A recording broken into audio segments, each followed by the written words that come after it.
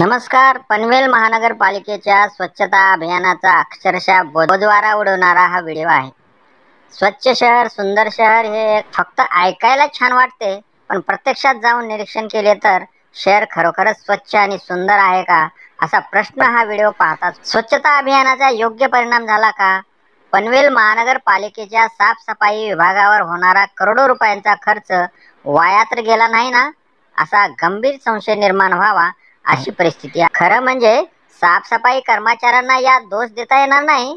याला सर्वस्वी नागरिक जबाबदार आहेत असे यावरून दिसते. तर त्याचे झालं असं की तलोजा फेज 1 आणि फेज 2 ला जोडणाऱ्या नदीवरील पुलावर घाणीचे साम्राज्य निर्माण झाले आहे. पुलाच्या दोन्ही बाजूला जो सुरक्षा कठडा बांधण्यात आलेला आहे, त्या बाजूला अत्यंत दुर्गंधीयुक्त कचरा टाकण्यात येत आहे.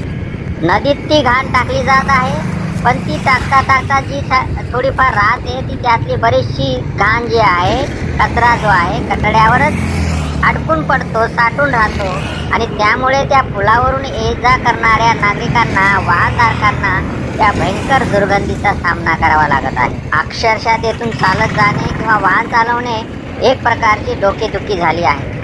या मार्गाने लहान मुले, स्त्रिया, पुरुष, तरुण मंडळी हे सर्व ये जा करत असतात. नाकाला रुमाल बांधल्याशिवाय तेथून चालत जाणे शक्य होत नाही. एवढी त्या अत्यंत घाणेरड्या कचऱ्यामुळे होत आहे. पण याकडे कुणाचे लक्ष नाही ही फारच दुःखदायक तथा संताप देणारी घटना आहे. एक तर या परिसरातील नागरिक जवळच असलेल्या MIDCच्या कंपन्यांच्या विषारी वायूमुळे आधीच त्रस्त झालेली आहे. मात्र त्यातल्या त्यात ही लोकांनीच केलेली दुर्गंधी इतर सर्व लोकांच्या आरोग्याशी खेळण्याचा हा अतिशय संतापजनक असा प्रकार सुरू झाला आहे. लोकांनी हा कचरा आपल्या जवळच्या कचराकुंडीत टाकण्याच्या ऐवजी असे पुलाच्या कठड्यावर बिनधास्तपणे आणून टाकणे हे बिलकुलही योग्य नाही.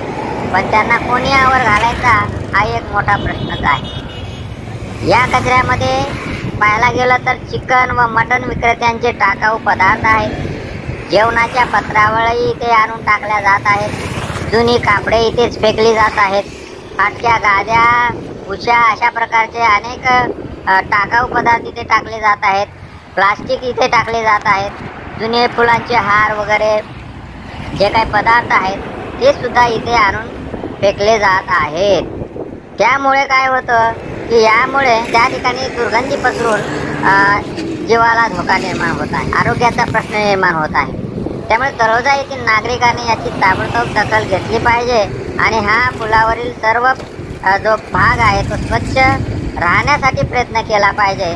आणि ही गोष्ट सुद्धा महानगरपालिका पनवेलच्या अधिकाऱ्यांच्या लक्षात आणून देणे तेवढेच गरजेचे आहे. तर या सगळ्या एकूण समस्येच्या संदर्भामध्ये आपल्या सर्वांची काय प्रतिक्रिया आहे नक्कीच आमच्या कॉमेंट बॉक्समध्ये कळवावे. धन्यवाद.